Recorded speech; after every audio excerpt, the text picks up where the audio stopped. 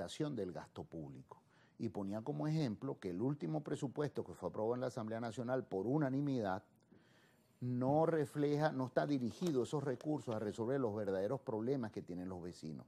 Y nosotros queremos tener en esa asamblea como fuerza vecinal una fracción mayoritaria, poderosa, para poder reorientar el gasto público hacia donde están las verdaderas necesidades de los vecinos. Y ponía como ejemplo el hecho de que yo soy el presidente del Consejo Municipal de Chacao. Y nosotros conseguimos el municipio de Chacao en una situación dramática, unos niveles de hiperinflación altísimos, luego a eso se sumó el tema del COVID, etcétera, etcétera. Y logramos generar una infraestructura legislativa que logró avanzar en esa situación tan compleja y hoy en día tenemos un municipio con una gestión pública que se siente en la calle. Pero no solamente Chacao, cuando pasas por Baruta, cuando pasas por Guatire con Raciel Rodríguez, o cuando pasas por otros estados como Lechería, en Anzoátegui, Maneiro en Nueva Esparta, San Diego en Carabobo, y un gran etcétera, Hunda en el municipio, en el estado Portuguesa. Son gestiones que más allá que tengan mucho o poco recursos, se ve que el gasto público está orientado directamente a donde están las verdaderas necesidades. Y si nosotros tenemos una fracción en la Asamblea Nacional poderosa, en el próximo presupuesto vamos a poder dirigir los recursos hacia donde están las verdaderas necesidades de la gente.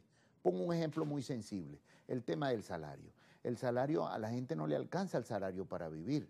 Y el gobierno habla de un ingreso integral, pero eso no es salario. Y hacemos la diferencia porque del salario se desprenden una serie de beneficios que son los que hacen que cuando una persona se retira de su trabajo tenga unos recursos con los cuales poder vivir con Eso no dignidad. existe hoy en Hoy día. en día no existe, este gobierno acabó con eso. Igual que el tema de las pensiones para nuestros abuelos.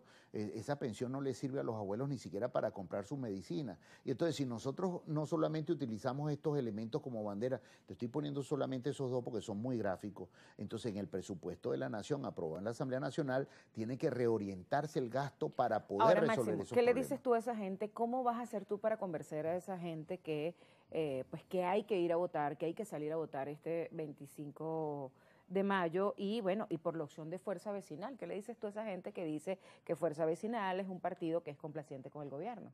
No, para nada. Somos un partido con una vocación opositora, inspirados en un deseo de cambio que tienen todos los venezolanos. Lo hemos demostrado en todos los procesos electorales en los cuales hemos participado. Nosotros tenemos nuestra vocación profundamente opositora porque queremos un proceso de cambio en Venezuela que es el anhelo de todos los venezolanos. Y además es evidente pues que la gestión del gobierno nacional y los gobiernos regionales y municipales que están en manos de dirigentes del PSUV han distraído su objetivo. Y tú ves, yo no estoy diciendo que se roben los recursos, pero se distraen en cosas que no son las más importantes para los vecinos. Ahí es en donde yo pongo el acento. Esa es nuestra estrategia. Nuestra estrategia es reorientar el gasto público hacia las verdaderas necesidades de los vecinos y para eso la gente tiene la opción de votar por Fuerza Vecinal en cualquier parte del territorio nacional, porque no, ahí sí se distrae el voto. Si no nos ponemos de acuerdo los venezolanos y votamos por una sola tarjeta, entonces no vamos a tener una mayoría en la Asamblea Nacional. Vamos a hablar de las propuestas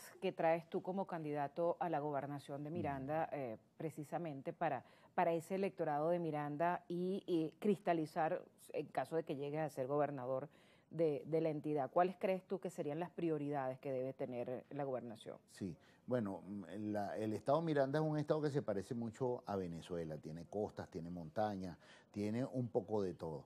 Pero definitivamente... Y es extenso. Sí, es muy extenso. Y definitivamente los elementos centrales, las primeras cosas que hay que hacer tienen que ver con el tema de la educación, la salud y la seguridad ciudadana. Tú ahorita tienes unos profesores mal pagados y no tienes una política de incentivar, mejorar la formación de los maestros. Tienes unos niños que van a los colegios y no tienen un plan de alimentación en los colegios, por ende tienen un alto nivel de deserción en los niños que están en el colegio. La infraestructura de los colegios están muy deteriorada. Luego cuando entramos al tema de la salud, tenemos hospitales que cuando tienen una emergencia una familia tiene que comprar todos los insumos porque en el hospital no hay insumos, médicos mal pagados, mal preparados. Y el tema de la seguridad ciudadana, pues también fundamental. Entonces, tenemos unos policías mal dotados, no tienen herramientas, mal pagados, todo el tema del mal pagado está en todos los ramos. Por eso me ponía como ejemplo el tema del salario mínimo, que es fundamental. Y por supuesto, por eso estas elecciones tienen una combinación muy importante entre lo que son las gestiones de gobiernos regionales y la Asamblea Nacional.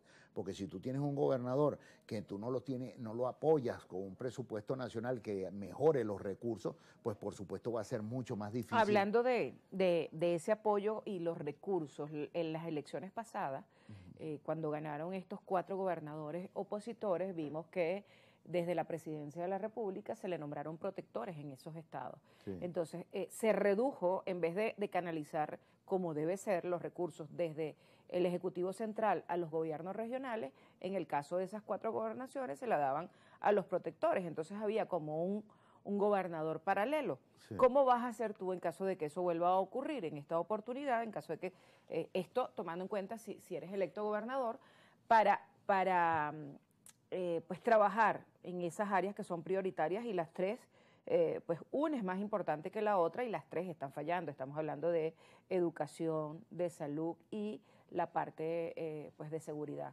Sí, bueno, no, definitivamente eso habla muy mal de la gente del gobierno, del PSUV en general, que no son verdaderamente demócratas, porque el respetar un resultado electoral es promover, lograr que esas gestiones, las gane quien las gane, sean apoyados por todos los niveles de gobierno, que hemos visto, como bien tú lo describes, que efectivamente cuando pierden una alcaldía le ponen a un protector, pierden una gobernación, ponen un protector. Eso habla de que son muy poco demócratas la gente que está en el gobierno.